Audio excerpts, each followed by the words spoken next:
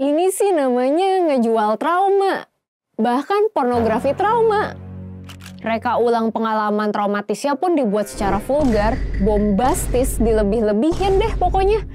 Supaya muncul deh tuh rasa-rasa takut, jijik, dan gak nyaman. Nonton mah tinggal nonton aja nggak sih? Eits, tahan dulu. Ada dampaknya bagi kita sebagai penonton kalau konsumsi yang beginian.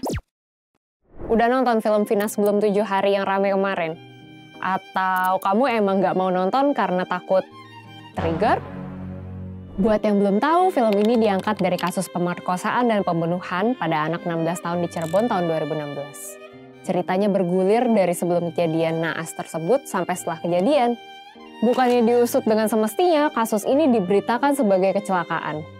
Makanya, arwah Vina nggak terima dan akhirnya merasuki teman baiknya. Dari poster filmnya aja, belum sampai nonton nih, kita udah dibuat gak nyaman dengan penggambaran Vina sebagai korban yang penuh luka. Gimana filmnya? Kalau lihat dari rekaman layar bioskop yang sempat beredar di Twitter atau X, adegan pemerkosaannya ternyata ditampilkan dengan cukup eksplisit. Ini sih namanya ngejual trauma, bahkan pornografi trauma. Apaan tuh maksudnya? Pornografi trauma atau trauma porn? Apakah semua cerita yang diangkat dari kisah traumatis otomatis jadi trauma porn? Dan emangnya kenapa kalau kita nonton trauma porn?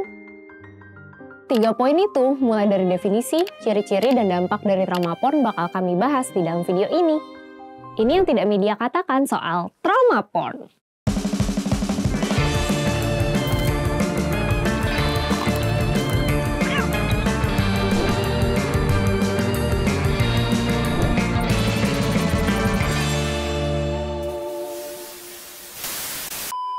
Istilah trauma porn ini awalnya dicetusin oleh seorang profesor kajian media, Alan Meek, dalam bukunya Trauma and Media.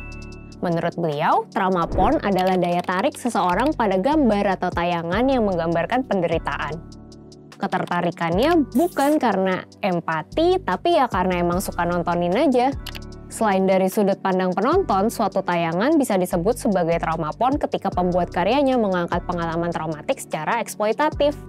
Tujuannya apalagi kalau bukan untuk profit. Eksploitasi ini yang perlu digarisbawahi. Ini ciri-ciri pertama yang membedakan trauma porn sama karya-karya lain yang juga dibuat dari eksplorasi trauma. Nah, pertanyaan berikutnya, tayangan yang eksploitatif itu yang kayak gimana sih?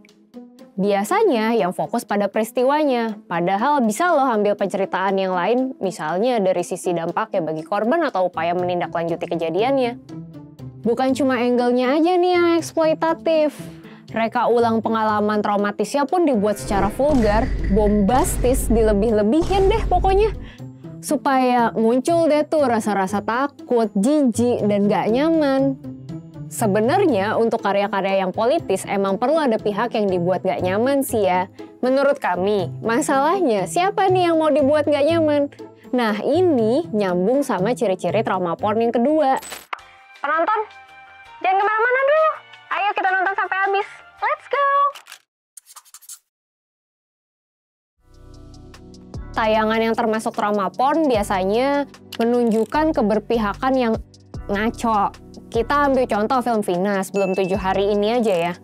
Kalau para sineas dibaliknya mau berpihak pada korban, yaitu Vina dan keluarganya, masa iya kejadian pemerkosaannya digambarkan eksplisit gitu, hah? Gimana, hah? Ini mah yang jadi gak nyaman ya bukan pelaku atau orang-orang yang berpihak pada pelaku dong. Keberpihakan tadi jadi ciri-ciri trauma porn yang kedua. Yang ketiga, soal orang-orang di baliknya. Siapa yang bikin tayangan itu? Apakah dia punya kesamaan dengan korban yang bikin dia ngerti pengalaman korban? Ini kenapa karya-karya tentang perempuan yang ditulis oleh perempuan juga umumnya lebih bisa menggambarkan pengalaman perempuan secara lebih kompleks, dan ini penting nih. Bernuansa. Seenggaknya jadi lebih gampang untuk memakai perspektif korban. Tapi kesamaan dengan korban ini bukan jadi jaminan kalau tayangannya fix selamat dari rambu-rambu trauma porn loh ya.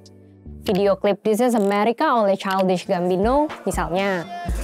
Donald Glover pengen nyeritain diskriminasi yang dirasakan oleh orang-orang berkulit hitam dan ia sendiri juga berkulit hitam. Cuma video klipnya sih masih triggering nih. dengan penggambaran orang yang ditembak di tempat secara eksplisit. Emang bener, perlu sensitivitas ekstra untuk menggarap karya yang mengeksplorasi trauma. Yang bikin heran, film kayak gini laku banget di Indonesia. Lagi-lagi, contohnya film Vina lagi nih, yang ditonton hampir 6 juta orang di bioskop dan jadi film terlaris ke-7 di Indonesia sepanjang masa. Curiga habis gak sih lihat kesuksesan film Vina? PH-PH langsung sibuk memantau. Kisah traumatis mana lagi yang bisa aku angkat?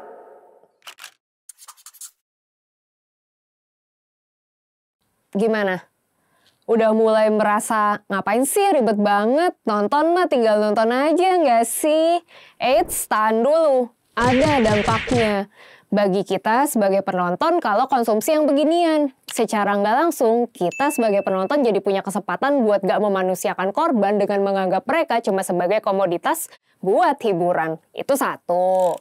Kedua, kalau keseringan nonton trauma porn, kita juga jadi makin gak sensitif, makin gak peka sama kejahatan yang dielaborasi di trauma porn itu. Makin lama makin biasa aja, jadi gak ngefek gitu damage-nya dan gak beda jauh sama pornografi. Ya gak sih? Yang ketiga, kita juga dikondisikan buat seolah-olah ngerasain tuh kekerasan dan kejahatan yang dialami korban gimana. Tapi karena kita mikirnya itu cuma film, kita jadi nggak menyiapkan mental atau ngasih jeda waktu buat coping dari dampak emosional yang mungkin muncul. Soal ini, jurnalis Shantae Griffith pernah sharing pendapat yang menarik ke Washington Post. Beliau ini nggak suka sama cara Hollywood mengeksploitasi penderitaan orang kulit hitam di masa lalu, khususnya penderitaan karena perbudakan. Ada banyak yang jatuhnya jadi trauma porn dan beliau menolak untuk nonton film atau series yang kayak gitu. Ini katanya, "Kenapa aku harus membayar untuk menonton seseorang memukuli dan memperkosa leluhurku? Itu bukan hiburan, itu kekejaman."